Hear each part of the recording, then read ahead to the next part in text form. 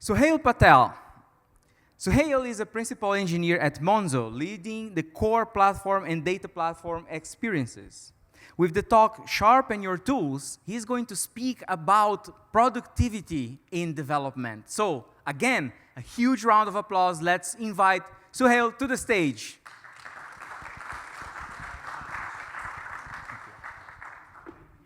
Are we on? Yes, we're on. Cool, fantastic. It's really fantastic to be here at CraftConf, and I get the privilege of being the last talk for the day. So thank you so much for attending. I am sure you folks are raring to go home. It's been a long 2 days, and there have been some really excellent talks. So I'm going to speak very quickly and hopefully show you lots of visuals and lots of demonstrations. I'm an engineer by heart, so please feel free to ask me all sorts of questions. Go, Python, call it whatever you like. I want to talk about developer tooling. Tooling that your engineers actually want to use. That is the purpose of my talk today. Tooling that engineers want to use because it actually helps them. I want to help build really good developer tools, something that you can take away in your organizations. Now, when I talk about developer experiences, people immediately relate to a mishmash of tools, a diaspora of tools. You have some cloud offerings, some CI configurations, and a bunch of Kubernetes and Docker and Terraform, and everyone gets really passionate about these tools that they use, makefiles and utilities. I've seen engineers get really proud about their bash scripts that are all cobbled together, and people pride themselves on rattling off their entire technology stack and how it all fits together. And then when a new use case comes along, a team wants to build something different, maybe they want to use a new programming language, or they want to use a new piece of infrastructure. Many teams often decide to mold the existing tools and add to the pile of hammers. And sometimes this will be a tool that's been built for a specific use case, or a tool that you buy from a vendor because the vendor pinky promised that it will solve your exact use case.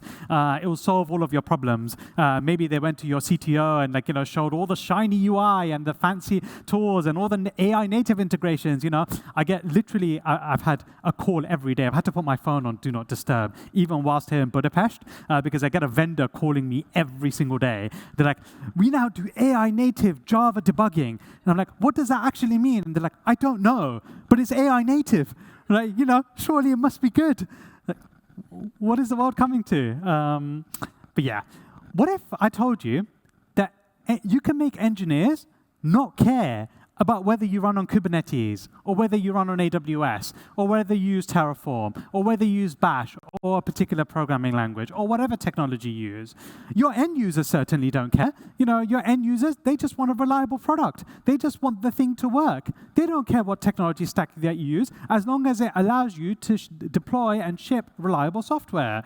Your other engineers, that are basically non-platform engineers, non-security engineers, shouldn't need to care either. What if we spent that time instead, all that time and energy and money and time investment, making it easier for engineers to just do the right thing? Do the right thing by default, make it so compelling, so fast, and so easy to use that they prefer to go use your paved road rather than building their own technology stack. And it makes it really easy for them to deploy and build and run software and get it into production with confidence. That's how you build a really good developer experience, where you hyper-focus on helping engineers build the right thing and then getting that code into production and releasing it quickly and safely. Now, you're going to see this as a bit of a theme throughout my entire slides.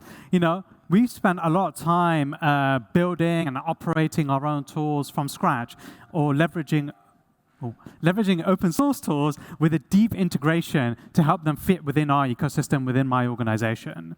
And many of these tools that we built have been built with modularity in mind. We want to expose things that open source tools like Kafka and Cassandra and the technologies that we choose have to offer, but we want to do it in an opinionated way that works well for us. You don't need to expose all of the semantics of these open source technologies directly to your engineers. And I'm going to showcase how we do that. Now, there's a ton on the internet about measuring developer productivity. You can run surveys and you can do a lot of quantitative measures. If you go watch talks by Laura Taco, DX is a really, really popular product that is being adopted across the industry, and you can be really, really numbers driven about how you put your developer experience. But I think this is the ultimate kind of testimonial for your work. When engineers use and rely on these tools and are able to leverage them to great benefit. Engineers only really see what they're missing out on when they move company and no longer have access to your ecosystem of tools. If your developer experience has a lot of friction, there's a reason. That is a particular reason that engineers might choose to leave the company. Naturally, when you do exit interviews, maybe not folks in this room, but when your company does exit interviews, it might be because of salary or a particular team or what have you. Quite often technical debt and developer experience isn't measured as a thing why people leave their companies, but engineers are definitely citing this as one of the contributors on why they continue to work at an organization. Now, before we dive too deep, very, very quick introduction to me. My name is Suhail, and I'm a principal engineer at a company called Monzo, and we're based here in the UK, based in London myself. And I work in the platform group where we build and provide all of the underlying infrastructure, libraries, and most crucially, tools, so that engineers can focus really on building a banking product, a really, really good banking product, and not have to worry about systems and infrastructure. And what qualifies me to come up stage and speak about this is I care really, really deeply about that developer experience, and I have learned from many, many mistakes that we have made at Monzo and I've seen in many other organizations. I know firsthand how a fractured experience leads to frustration and more bugs and more incidents. Now, people in this room might have not heard of Monzo. Monzo is a consumer-facing retail bank in the UK, and we've also got a small presence in the US. And we're expanding to European geographies this year and next year as well. And we're very, very similar to Revolut or N26, if you folks have sort of heard of those companies. Our focus is primarily in the UK. We're a fully licensed, fully regulated bank. That means we have lots of conditions and things that we need to satisfy. We need to make sure that we protect customers' money and all the other stuff that comes with being a regulated entity. We have nearly 12 million customers, and we are growing rapidly across both personal banking and business banking offerings. Now, most crucially, we don't have any physical branches. We don't have a store that you can go to. We power all of our banking features via an app. So there's no opening hours. Our systems have to work 24/7, all days of the year. Our systems don't take a day off. In the UK, we have bank holidays, where bank branches are closed. But that doesn't apply to online systems. Your online systems can't take a holiday, and that's not what customers expect. Customers expect, if you're able to do something via a mobile app, for it to work continuously, no matter what time of the day it is, every day of the year. And customers really do expect a flawless experience, especially if you're not able to service them from a branch, right? When you look at a digital product, you don't have any sort of human empathy for what goes on behind the scenes. You sort of always expect it to work. So that means we need to have a diverse offering and provide all of our products in a seamless experience, an experience that continuously works and is reliable and is up and is robust and is working and is continuously improving as well. So having downtime and bugs means that customers don't have access to their money. And that means that a customer might get stranded at a petrol station or not be able to pay for groceries or not be able to service their actual needs, which would be disastrous. Now, I'm sure everyone here has used a bank, but as obvious as it may sound, the key and primary function of a bank is to facilitate reliable storage of your money. Your money has got to be safe, but ultimately just harboring that money and storing it in a vault is not good enough. You need to be able to transact with that money as well, and you need to be able to send it to pay your rent or buy groceries, tap your card, and there's a lot of complicated things that need to happen in order to facilitate that, and especially especially in today's world, where you have fraudsters and money laundering and tons and tons of regulation and things you need to do, checks behind the scenes for even a simple transaction. Gone are the days where you could just say, well, I am sending this person 5 forint, and it gets recorded in a ledger. It's not as simple as that. There's a lot of integrations that need to happen. Now, in the UK, this is quite a UK-specific slide. We've got all of these different payment schemes. You might recognize MasterCard, but we've got all of these different payment schemes. You've got your Apple Pay and Google Pay, and you've got the faster payment schemes, and all these facilitate transfers of money at different cadences. So, for example, you might use BACS to send direct debits, for example, to pay your electricity bill at the end of the month. You might use the faster payment scheme to be able to send money instantly to someone else. Now, each of these schemes have different rules and different criteria, and these schemes are constantly being iterated on as our understanding improves. Rather interestingly, a lot of these schemes still rely on relatively old technology. Some of these schemes actually rely on FTP servers, unsecure FTP servers, moving flat files around. At the end of the day, just a batch process coming into play and reconciling all of these transactions. But customers expect a modern product offering. So that means that we need to service the complexity on the back end and surface a really, really good product offering to our customers, one that is seamless and one that is easy. We don't want to surface the complexities of, the fact that this runs on an FTP server, or this requires a connection to a data center to our customers. Now, many organizations that I speak to, I have the privilege of going to many forums, many industry forums, and speaking to partner banks and peers in different organizations. Their development and deployment workflow looks something like this, especially in the financial services world. I've been on panels and talks and webinars where engineering teams in other organizations have just sort of accepted that this is the way that you build and deploy software. And it requires all of this process in order to get any piece of software shipped. You start with some form of assessment review before you even start writing a line of code, and then a whole bunch of steps before the code is even written, and before you know it, it takes days and weeks and months to be able to get anything released. So a very quick survey for hands in the room. How many of you folks are able to build a piece of software at the moment you come in and deploy it on the same day? Okay, it's a decent majority. How many people are able to do it within minutes? Oh, it's a much smaller majority. Now, that is a very interesting distinction, right?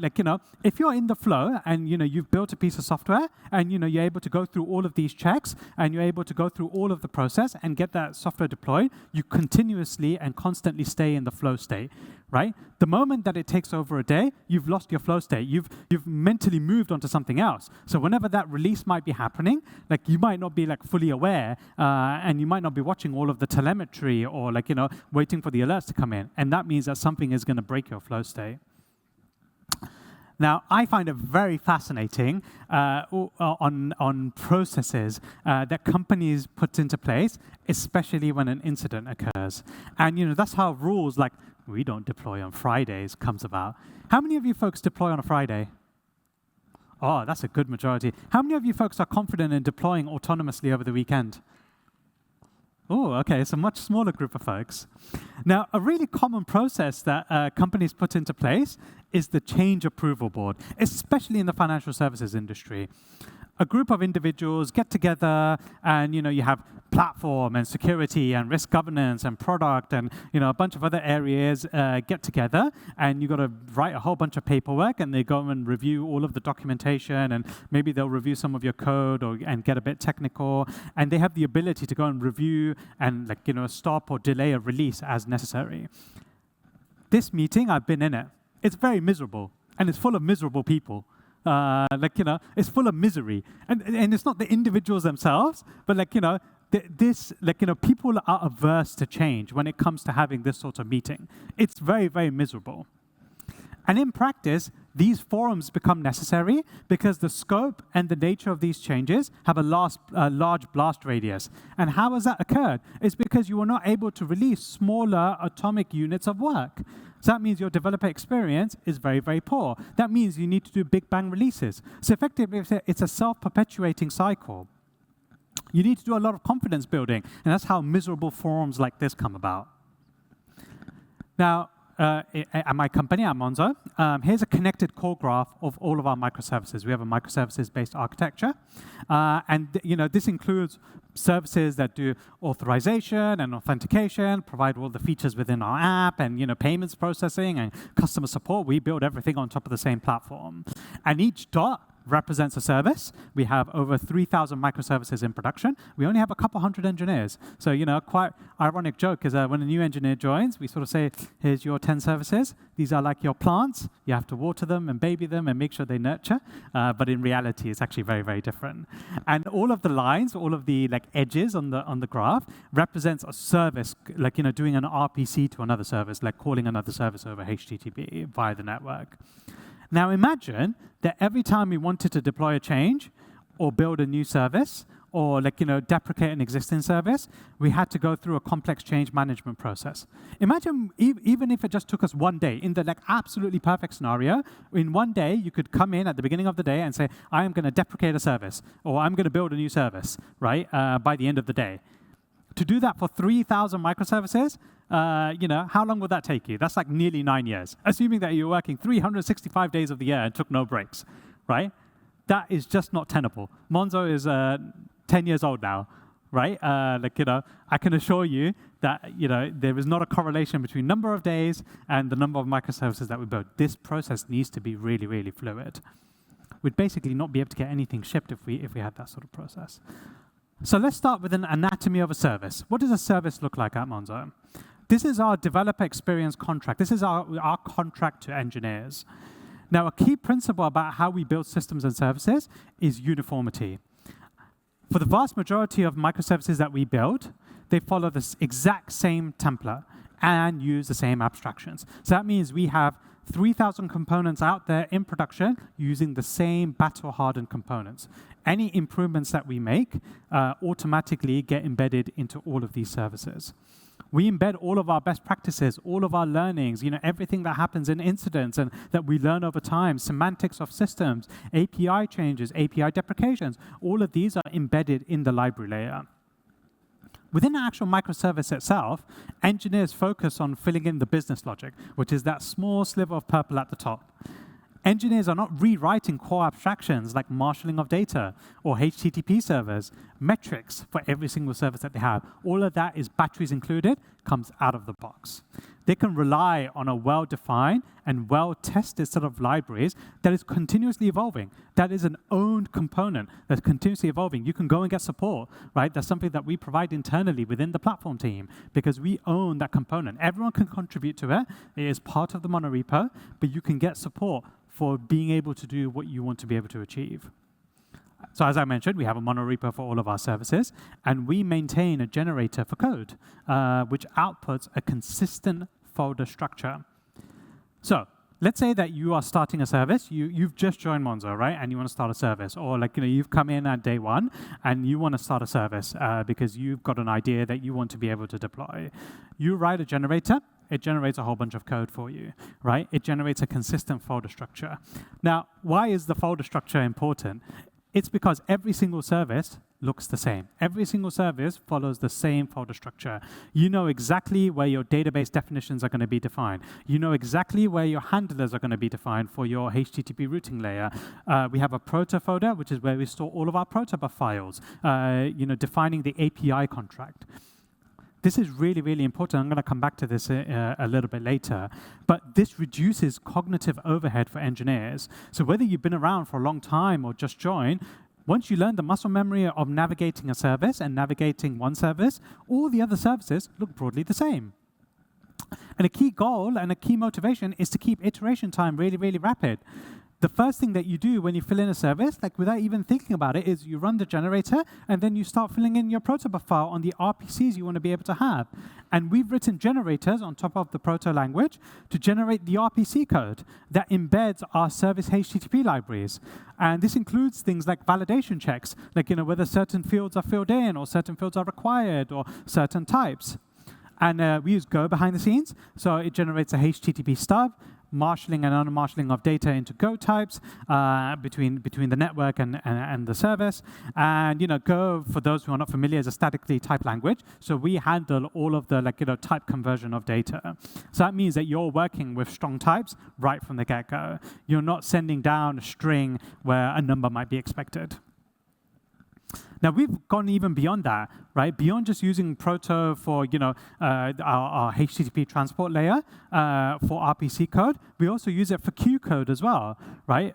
Q code as in for stuff that runs over Kafka, Q consumers and Q producers. Engineers can specify an event payload and also the validation criteria, similar to how they do with RPCs. And we have a protobuf plugin, similar to what we do with RPC code, which generates Kafka consumer and producer logic on top of our Kafka transport libraries. So again, engineers are working with strongly typed objects and auto-generated function signatures. They're not writing their own custom code to marshal between Kafka and the transport layer. And what that means, working in a platform team, is when we make an improvement, so for example, we want to add compression or encryption or anything like that, we can do that transparently at the library layer and just regenerate the protocode behind the scenes. Now, one of my colleagues, as a quick tip, taught me a very, very cool feature. Especially when you're working with Proto and generated code, it's very easy to have merge conflicts, especially if you're working on the same package. And you can instruct Git to automatically reconcile these things. And this works really, really well with GitHub. Git has functionality to be able to call a script in the event of a merge conflict to try and resolve the conflict automatically. So for example, let's say that you've put a whole bunch of protobuf together, and that can be merged relatively seamlessly. The generated code might not be able to reconcile because two people have conflicted, and the line numbers might not quite match. But you can run a script that says, okay, well, just regenerate the code again based on the combination of the two diffs, and that way the proto will reconcile. And that's just one less bit of friction. Now, beyond actual static typing and marshalling of data, we also build tools that leverage the abstract syntax tree. So again, as I mentioned, we use Go. These things are bundled with the Go standard library, but you can call the abstract syntax tree, the AST, in any programming language. And what that allows us to do is write small and independent checks for patterns that we want to strongly discourage. So for example, we have a check that says you can only import from another package from another service if you're only importing from the proto package, which means that you're not subverting, you're not calling another package's core code, internal code, right? And Go has internal folders and things like that, which also do these sorts of checks as well. We want to make sure that services are decoupled and don't rely on internal implementation details of other services apart from the API contract. And we're able to write a check for that by looking at the imports from service A to service B. Now, if you've not heard of this particular tool, I think it's going to be an absolute game changer. Writing abstract syntax tree parsing code can sometimes be a bit convoluted, but there is a really fantastic tool called SemGrep. SemGrep is an open source tool, and it allows you to write static analysis tools. It's like grep, if any of you folks have used grep before, but understands a wide variety of programming languages. So for example, if you're writing a bit of Python and you say, I want to be able to catch whenever someone has put a print statement, because people shouldn't be putting random print statements into their code. It's a very, very easy mistake, especially when you're debugging and you're doing something like printf debugging. You want to discourage that and put a quick check. You're able to do that in a couple lines of YAML. We've had to do nothing about the Python syntax tree. You're able to find all of the print statements and tell the user, run SemGrep, tell the user very, very quickly that they should use logging if they want to keep a particular print statement. And SemGrep supports multiple programming languages. So we've got a whole bunch of SemGrep rules written for Go, and we also write some for Python as well. So static analysis can be a really, really powerful tool to bring a code base towards a particular convention and consistency. So introducing a new rule stops further additions of technical debt. And then when you want to, it stops you from adding things that you want to move away from. And you can track and focus and provide exemptions for existing usages within some particular time period.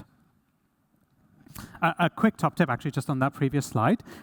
let's say that you have an incident and you have a particular learning from an incident. Maybe someone called a package or used a method that should be deprecated and used it in the incorrect manner. This is the perfect opportunity to go and add a check, because it means that you've been able to take the learning from your incident report and encode it as a rule that it's a mistake that no one is going to make in the future. And you can run tools like SemGrep, or if you write your own AST parser and things like that on the existing code base and find existing violations. A really common pattern is like SQL injections. If someone has written some code that allows for SQL injections, you can find that across the existing code base as well. Really, really helpful to it. Now, this also applies for building secure software too. So, for example, in our software, we run a bank, we have a lot of services, and we have a lot of communication boundaries. We want to make sure that we have ingress and egress firewall capabilities. We don't want a nefarious service to be able to call our ledger service, which is really, really important and tracks how money is stored. So, for example, we have an API that provides all of the bank branches. I think there was some regulation in the UK that says you need to provide this as an API. There is no reason for this service to be able to call our ledger service. This service is one of the most simple services at Monzo, right? It literally prints an empty list because we have no physical bank branches. And we had a joke, all of our bank branches are on GitHub, right? It's a very, very simple API. Now, let's say that there was a bug in this API, maybe we didn't have the right logic, and someone managed to get into the network. They should not be able to call our ledger. Pretty simple convention. Now, how we build this, remember our microservices graph? What we've done is, we don't want humans to be managing these connections by hand, right? Because that's really, really prone to error. It's very easy to get wrong and either open up a vulnerability or not have egress to a service where you expected it, right? Let's say that you made a change and now the system now needs to call within another service. You've deployed it, and now users are getting an error, and you've got downtime because, this service was meant to be able to call the other service in the hot path. So behind the scenes, we use static analysis to go and figure that out. And when engineers don't supply these raw files, we flag that in GitHub as a failing check. Relatively simple and relatively easy. Runs within a couple seconds, but then stops this whole class of errors whilst keeping our platform secure. Now, at Monzo, any engineer and any team can come in and create a new microservice depending on their business use case. So for us, we see the microservice as a unit of deployment. You don't need to go and ask permission to go and build a microservice, just like you don't need permission to go and add a Java class. That would be ridiculous. In the end, a service is just 500 to 1,000 lines of context-bound code for that particular system that they want to go and build. It's really focused on building that part of the bank offering rather than relying on the broader infrastructure estate. And combined with this uniformity, if we make a change or optimization in our RPC layer, or add encryption into our Kafka layer and things like that, we're able to roll that out gradually across all of our services, because all of our services rely on this strict API contract. We've not leaked the implementation detail of the fact that we use Kafka or a particular piece of technology to our users. We've not leaked those semantics. Now, one benefit of a monorepo is that all of the services and libraries live together harmoniously within a single repository. And this avoids a lot of dependency and rendering hell and allows us to do these cross-service changes as an atomic piece of work within a single PR. This also means that our CI checks need to be really, really quick. Imagine running tests for 3,000 microservices. There's a lot of checks that need to run. We want to make sure that engineers are not being tripped up by failing checks. So we have a lot of checks that run behind the scenes, and they run across the code base for every PR. And we make sure that we run these checks. It's really, really important that we maintain a healthy CI state. It's got to be fast, and it's got to be reliable. It's got to be high signal. Otherwise, engineers can say, oh, well, this looks like it's flaky. Can I get an exemption? And that's how you lead to broken windows, things that look and are conveyed as continuously broken. We actually put a large amount of friction in bypassing these checks, and that is very, very intentional to make the correct behavior the path of least resistance. Now, I firmly believe that making your CI checks robust and fast is one of the biggest areas of technical leverage, and this is part of the developer experience. It's not something that you can just buy off the shelf. Your CI experience isn't something that you can just buy off the shelf. You can't just buy a product and make everything better. It takes time and investment to make your CI checks high signal for your business context, and I don't think it's something that is optional, especially in a growing and large organization. For us, when an incident occurs because of a code bug, a concrete question that we ask within this incident report is, can we add a check for this in our CI? Because that's how much confidence and conviction we have in our CI suite to catch existing use cases and also to stop new ones of a particular bad pattern. And that's how you have continuous learning from incidents. Now, naturally, CI checks is only one part of the coin. Every PR, every pull request we have requires a human review as well. So all services have a code owner, and that is a mandatory reviewer. That person has to mandatorily review the PR to make sure the change is well communicated. But the thing is, the human reviewer is making sure that we have built the correct thing. And CI is making sure that we built the thing correctly. Right? There's a much reduced cognitive overhead for the human reviewer. Now, one area that, for example, AI and LLMs is getting a lot of attention is to be able to reason and review code. And it can definitely be a leg up, right? You can install these AI tools. That I think, there's a new tool that came out relatively recently where you can ask Copilot for a GitHub code review. It's actually really, really interesting. But the thing is that is only as good as to say whether you've built something correctly. It doesn't make sure that you've built the correct thing, right? Have you built the correct thing for the customer, right? Have you built the correct thing for what your business needs, right? It's only going to be able to find things like typos and logic bugs, right? And so you need to reduce the cognitive overhead for your human engineers to validate and make sure that you've built the right thing. Now, the deployment process. Once code has been merged, it's ready to go to production. We built a CLI tool called Shipper, and Shipper helps orchestrate the deployment step. Now, behind the scenes, Shipper is orchestrating a lot. It runs a bunch of pre-checks, brings service code from GitHub into a clean environment, builds all the container images and pushes them to a private registry, and deploys software onto Kubernetes. And we've abstracted that away. All of this complexity, all of these different systems and complicated systems, behind the scenes, we've orchestrated that into a CLI that never ever shows YAML. Right? My goal, even though we are we've been running Kubernetes since 1.0, my goal for engineers, an engineer is able to join and spend many years of their career at Monzo never ever having to look at YAML. That is the ultimate success criteria for me. Now, naturally, we use open source tools. I mentioned Kubernetes. You saw the Prometheus logo up there as well. We use things like Prometheus and Grafana and Jaeger and OpenTelemetry and Elasticsearch and all the other wonderful tools that engineers all cobble together to run our observability stack. And we invest heavily in scraping and gathering all of this telemetry data. So for each new service that comes online, because we have that shared library layer, we get thousands of metrics included, batteries included, which we plot on templated dashboards. That means engineers are not doing as part of the rollout step, where is your dashboard? Where is your metrics? This also feeds into alerts. So we have lots of automated alerts. A new service goes into production. If it's immediately unhealthy, the owning team gets paged because we've got the code owner, we've got the alert automatically templated that immediately goes out to the owning team.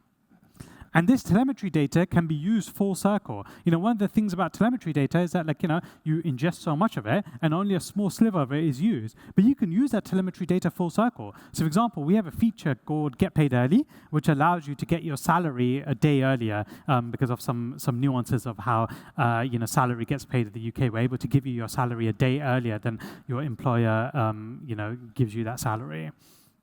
Now, as we're constantly iterating on our backend, new service dependencies get introduced. So, for example, when you make a payment using your MasterCard, your Monzo card, a bunch of services get involved. And this pathway is continuously changing as we add and subtract services. We might have a new fraud detection rule that we need to run, or some money laundering services that we need to run as part of a payment. So this flow is continuously changing. And we want to make sure that those services are scaled because this is a really, really popular feature. So we're able to do that using telemetry data. Now, once the service is out there, it's important for engineers to be able to go and debug the business logic. And that means that sometimes they need to have access to the production environment, right, to be able to see what state the data is in. Now, in many organizations, getting access to prod is like a big hoopla. Like, you have to get 1,000 authorizations. Engineers are forced to beg and plead, and then you get full access to the database. It's really bizarre, right? Or you see the other extreme where you have to add thousands and thousands of log lines, and then by accident, you've added a log line which leaks PII into your logging system. So you just have all of these scopes for failure because of business practices. To circumvent this, we built a Monzo CLI, which intentionally allows you to go and query production in a sanitized manner. This securely authorizes into our platform, is only able to be run internally, and makes direct calls to backend services. So you can use this to manage service configurations, schedule operations, and interact with our infrastructure. So for example, you're able to put in a user ID and get some data. This is from our staging environment. So we've got a lot more data here than what you'd have access to in our production environment. But we sanitize a whole bunch of stuff out in our production environment, but you're still able to access and understand the state. Now, this find CLI is actually really, really powerful, something that we built internally, because you're able to put in a merchant, for example, right? And we're able to detect that you're querying a merchant and give you information about that particular merchant. And engineers are adding new API sources continuously. Now, these tools, again, don't function in isolation. Behind the scenes, a lot of machinery comes into play. We explicitly authenticate and authorize all requests. You should only be able to access data if you have a business use case for it. You shouldn't be accessing payments data if you work in some unrelated space, right? But if you work in the payments team where you're debugging a deep MasterCard integration, it is valid for you to be able to go and access that data. So we empower engineers to go and deeply debug their own systems and production data whilst maintaining a secure tool to be able to do it in a consistent manner. We make sure that the tool covers all the use cases so you don't have random curl commands and JSON just floating around your desktop and your machine, right? The tool encompasses all of this behind the scenes. Now, if you are so inclined, you could do all of this, crafting the perfect curl command and, using Postman and all of these other tools. But then where do you go and put the data? I've seen companies where, they build all of this, secure environment, and then, an engineer gets access to something, and then that data, which contains all sorts of PIs, fed into ChatGPT. So now ChatGPT has got information about all of your customers. It's really bizarre. Now, many of these RPCs are really, really sensitive and shouldn't be run without oversight, especially in production. And there's some things that we want to deeply forbid, right? And we encode that as part of our protobuf. So I showed our protobuf messages on how we do RPCs. One of the options that is mandatory, and we've had a static analysis check for this, is who can RPC, right? And our authorization systems use this internally to figure out who can RPC within a particular system. So using our CLI tooling, we have various modules to expose bits of functionality on our backend. And that means that engineers aren't writing their own little mini tools, right? This is a globally supported tool. Now, quick tip, if you are building CLI tools, consider writing them in a language that gives you a binary at the end. So write them in Go or Rust or whatever gives you a portable binary at the end.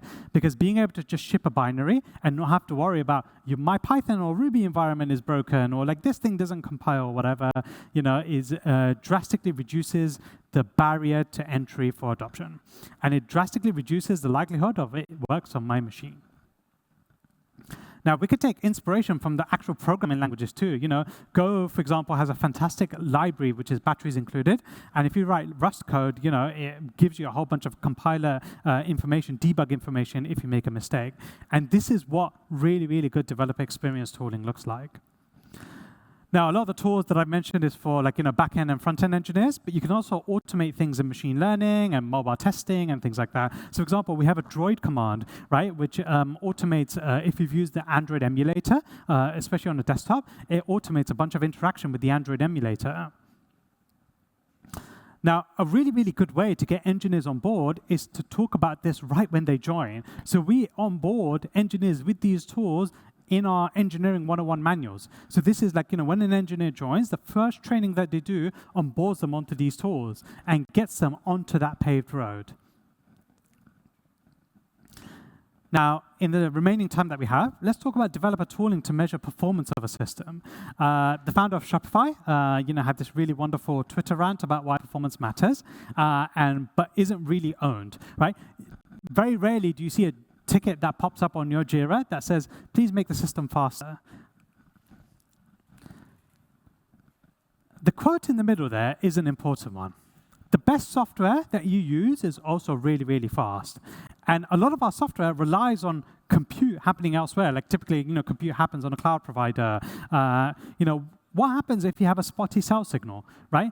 If a customer has to wait 20 seconds for an interaction, for a response from your remote software, they might lose cell signal. And that means the operation has got to be repeated again. What a waste of time and energy. Now, for most backend systems, companies lock down performance profiling, right? Which I find really, really bizarre, right? A lot of times, you need to ask for special privilege to be able to run a profiler. Very few organizations give developers the ability to run profilers in production, but this attitude really, really needs to change. You need to have capabilities to be able to observe systems in production. So, metrics and telemetry, logging, tracing has become very, very important and quite popular nowadays. But what about profiling? We make it really, really easy for engineers to go and invoke the Go profiler for our Go-based microservices through a web UI. And Java has really, really great tools nowadays like Flight Recorder. And if you're using Python, you have things like PySpy, which again is a really fantastic low overhead profiler. These are things that you can run continuously in production. Now, I talked about making developer tools fast, and a lot of these tools sometimes run locally, right? I've been doing a lot of work in the data engineering space lately, and it's very, very easy to write inefficient Python code that copies loads of objects or uses regex where, a simple string would have sufficed, or is invoking pandas for reading 1,000 rows of a CSV. Really, really bizarre, right? Where much more native implementation would be much less overhead. Shaving off a couple seconds here and there makes for meaningful improvement in Compound.